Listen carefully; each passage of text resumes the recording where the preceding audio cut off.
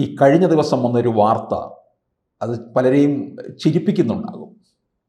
ഈ NDA മുന്നണിയിലുള്ള ഒരു മന്ത്രി പിണറായി വിജയനെ NDAയിലേക്ക് സഹർഷം സ്വാഗതം ചെയ്തിരിക്കുന്നു. കൂടെ നിന്ന് കഴിഞ്ഞാൽ വീണ്ടും അധികാരത്തിലേക്ക് വരാം, കേരളത്തിന് വലിയ വികസനമുണ്ടാകും എന്നല്ല. ഇവിടെ ഈ BJP CPM അന്തർധാരയെക്കുറിച്ച് പറഞ്ഞുകൊണ്ടിരിക്കുമ്പോഴാണ് ഇത്തരത്തിലൊരു പ്രസ്താവന. അത്താവലെ കേന്ദ്ര മന്ത്രിയാണ്.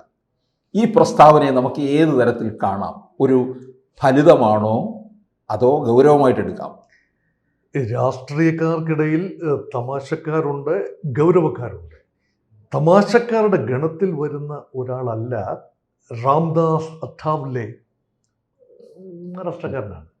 അതുമാത്രമല്ല റിപ്പബ്ലിക്കൻ പാർട്ടി ഓഫ് ഇന്ത്യയുടെ ദേശീയ പ്രസിഡന്റുമാണ്. റിപ്പബ്ലിക്കൻ പാർട്ടി ചില്ലറ പാർട്ടിയല്ല, അംബേദ്കറുടെ പാർട്ടിയാണ്. അപ്പം അംബേദ്കറൈറ്റ് രാഷ്ട്രീയം, ദളിത് രാഷ്ട്രീയം, പിന്നാക്ക രാഷ്ട്രീയം, അംബേദ്കറൈറ്റ് രാഷ്ട്രീയത്തിന് ഒരുപക്ഷെ ഇടതുപക്ഷവുമായി ഒരുപക്ഷെ ചേർന്ന് നിൽക്കാൻ കഴിയും. കോൺഗ്രസുമായി കലഹിച്ചുകൊണ്ടാണല്ലോ അംബേദ്കർ പുറത്തു പോവുകയും പാർട്ടി ഉണ്ടാക്കുകയും ഹിന്ദു മതം ഉപേക്ഷിച്ച് ബുദ്ധമതത്തിൽ ചേരുകയൊക്കെ ചെയ്തത് അങ്ങനെയാണല്ലോ. ഇപ്പോൾ ഉള്ളത് BJPയിലേക്ക് ചേരാൻ രാംദാസ് അത്താവലെക്ക് യാതൊരു ബുദ്ധിമുട്ടും ഉണ്ടായില്ല. അത് പ്രായോഗികതയാണ്. മഹാരാഷ്ട്രയിലെ ഒരു സാഹചര്യത്തിൽ അധികാരത്തിലെത്തണമെങ്കിൽ അവിടെ ഒരു മുന്നണി രാഷ്ട്രീയം അത്യന്താപേക്ഷിതമാണ്. BJPയും ശിവസേനയുടെ ഒരു ചെറിയ വിഭാഗവും, അതായത് ഉദ്ധവ് താക്കറെ കോൺഗ്രസിനോട് ചേർന്ന് നിൽക്കുമ്പോൾ മറുഭാഗം BJPയോട് ചേർന്ന് നിൽക്കുന്നു. ശരത് പവാറിൻ്റെ അനന്തരവൻ അജിത് പവാർ എല്ലാം കൂടെ ചേർന്ന് നിൽക്കുമ്പോൾ ഒരു വിജയ ഫോർമുലായി. അതോടൊപ്പം രാംദാസ് അത്താവലെയുടെ റിപ്പബ്ലിക്കൻ പാർട്ടി ഇപ്പം നൂറുകണക്കിന് ഖണ്ഡങ്ങളായിട്ട് ചിതറി നിൽക്കുകയാണ് റിപ്പബ്ലിക്കൻ പാർട്ടി. അങ്ങനെ ഒരു പാർട്ടിയൊക്കെ ഇപ്പോൾ ഉണ്ടോ എന്ന് തന്നെ സംശയമാണ്. ആ പാർട്ടിയുടെ നേതാവ് കണ്ണൂർ വന്നപ്പോൾ സംസ്ഥാന പ്രസിഡൻ്റായി നുസ്രത്ത് ജഹാനെ ഉയർത്തുന്ന ഒരു ചടങ്ങാണ്. അവിടെ നടത്തിയ ഒരു സംഭാഷണമാണ്. സരസമായ സംഭാഷണമൊന്നുമല്ല. പറഞ്ഞതിലൊരു യുക്തിയുണ്ട്. യുക്തി എന്ന് പറഞ്ഞാൽ കേരളം ബജറ്റ് പ്രസംഗത്തിലുൾപ്പെടെ ഗവർണറെ കൊണ്ട് വായിപ്പിച്ച് ബജറ്റ് പ്രസംഗത്തിലുൾപ്പെടെ പരിഭവങ്ങളുടെ വലിയ കെട്ടാണ്. കേന്ദ്രം വേണ്ട ഫണ്ട് തരുന്നില്ല, കേരള പദ്ധതികളൊന്നും വേണ്ട രീതിയിൽ നടപ്പാക്കാൻ സഹായിക്കുന്നില്ല, കടമെടുപ്പ് പരിധി ഉയർത്താൻ സാധിക്കുന്നില്ല, എന്തെല്ലാം പരിഭവങ്ങളാണ്. എന്തിനാ കഷ്ടപ്പെടുന്നത്? ഓരം ചേർന്ന് നിന്നാൽ, BJPയോട് സഹകരിച്ച്, മോദിയോട് സഹകരിച്ച് നിന്നാൽ മിസ്റ്റർ പിണറായി താങ്കൾക്ക് ഈ ഗതികേട് വരില്ലല്ലോ എന്ന് പറഞ്ഞതാണ്. നല്ല മനസ്സിൽ നിന്ന് പറഞ്ഞതാണ്. പക്ഷേ ഇത് കടന്നൽക്കൂട്ടിൽ കല്ലെറിയുന്ന ഇഫക്റ്റാണ്. ഇവിടെ ഇടതുപക്ഷ രാഷ്ട്രീയം നിലനിൽക്കുന്നത് തന്നെ യഥാർത്ഥത്തിൽ BJP വിരുദ്ധത അല്ലെങ്കിൽ സംഘപരിവാർ വിരുദ്ധതയിലാണ്. അങ്ങനെയെങ്കിൽ അതിൻ്റെ തൊട്ട് തലപ്പത്ത് നിൽക്കുന്ന ആളെ തന്നെ ഇങ്ങ് BJP സഖ്യകക്ഷിയാകാൻ ക്ഷണിക്കുകയാണ്. അപ്പോൾ ഭഗ്യാന്തരേണ നമുക്ക് വേണമെങ്കിൽ പറയാം, 56 ഇഞ്ച് നെഞ്ചളവുള്ള നരേന്ദ്രമോദിയും 2 ചങ്കുള്ള സംസ്ഥാന മുഖ്യമന്ത്രിയും ഒന്നിച്ച് നിന്ന് ചങ്കായി പ്രവർത്തിച്ചാൽ കേരളം എന്നല്ല ഒരു ശക്തിക്കും പിന്നീട് കേരളം കീഴടക്കാനാവില്ല എന്ന ഘട്ടത്തിലോ അതൊക്കെ വാസ്തവമാണ്. പക്ഷേ അങ്ങനെയാണോ അതിൻ്റെ രാഷ്ട്രീയം? ഇടതുപക്ഷം നേരത്തെ സാർ ഇൻട്രോയിൽ സൂചിപ്പിച്ച ഒരു വലിയ പ്രതിസന്ധി നേരിടുന്നുണ്ട്. ഇടതുപക്ഷം നോക്കൂ, വർഗ ബഹുജന സംഘടനകളിലൂടെ കെട്ടിപ്പടുത്ത പ്രസ്ഥാനം, അതുപോലെ വർഗീയതയെ പടിയടച്ചു പിണ്ടം വെച്ചുകൊണ്ട് വർഗരാഷ്ട്രീയത്തിൽ, അതായത് അടിസ്ഥാന വർഗ രാഷ്ട്രീയത്തിൽ അടിയുറച്ച് വിശ്വസിക്കുന്ന ഒരു പാർട്ടി. ഇതൊക്കെ പൊതുവെ പറയുന്നതല്ലേ? വായിൽ നിന്ന് വരുന്ന വർത്തമാനം മുഴുവൻ വർഗീയതയല്ലേ പല വ്യക്തികളുടെ ഭാഗത്തു നിന്നും? കൃത്യമായ ഭൂരിപക്ഷ മത പ്രീണനം അവിടെയുണ്ട്. ഭാരതീയ ജനതാ പാർട്ടിയെക്കുറിച്ച് മൊത്തത്തിൽ പറയുന്നത് ഭൂരിപക്ഷ മത പ്രീണനമല്ല എങ്കിൽ പോലും ദേശീയതയുടെ ഒരു ഭാഗമായി ഭൂരിപക്ഷ മതത്തിൻ്റെ അത് ഉയർത്തുന്ന സംസ്കാരത്തെയും കാണുന്ന ഒരു പാർട്ടി എന്ന നിലയിലാണ്. ഇതിനെല്ലാം എതിരെ നിൽക്കുന്ന ഇടതുപക്ഷം ഇപ്പോൾ പറയുന്നു ചില രീതിയിലൊക്കെയുള്ള സഹകരണം ഉണ്ടാകണമെന്ന ചിന്ത ഇടതുപക്ഷത്ത് വളരെ പ്രബലമാണ്. പക്ഷേ നേരിട്ട് താമരയെ തൊട്ടുകൂടാ, നേരിട്ട് RSSുമായി ഒരു ഇടപാടും വരുത്തിക്കൂടാ.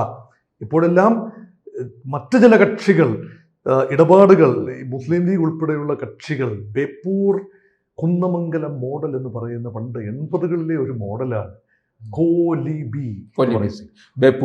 ബേപ്പൂർ ആ ഭാഗത്ത് കോഴിക്കോട് ജില്ലയിൽ ലീഗ്, BJP, കോൺഗ്രസ് എല്ലാം ചേർന്ന് സഖ്യമായി എന്ന് പുരപ്പുറത്ത് കയറി വിളിച്ചു പോകുന്നത് ഇപ്പോഴത്തെ പ്രസക്തമൊന്നുമല്ല, പക്ഷേ അത് വിളിച്ചു പോകുന്നത് ഇടതുപക്ഷമാണ്.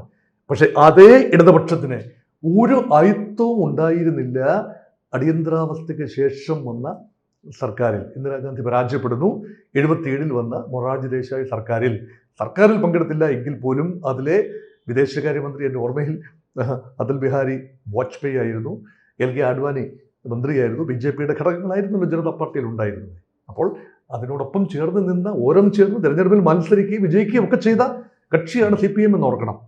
അതുകൊണ്ട് ചരിത്രത്തിൽ പല ആവർത്തി കോൺഗ്രസിനെ പരാജയപ്പെടുത്താൻ BJPയും CPMഉം ചേർന്ന് നിന്നിട്ടുണ്ട്. സമീപകാലത്ത് രഹസ്യമായ ബന്ധങ്ങളല്ലാതെ പരസ്യമായ ഇടപാടുകളില്ല. എന്നാൽ പിന്നെ ഇതൊക്കെ പരസ്യമാക്കിക്കൂടെ, ഈ അന്തർധാര എന്ന ആളുകൾ പറയാതെ ഇനി നേരിട്ടങ്ങ് ആയിക്കൂടെ എന്ന നിലയിലാണ് ഒരുപക്ഷെ അഠാവലെ എന്ന മഹാരാഷ്ട്രക്കാരൻ കേരളത്തിൻ്റെ മണ്ണിൽ വന്ന് പറയുന്നത്.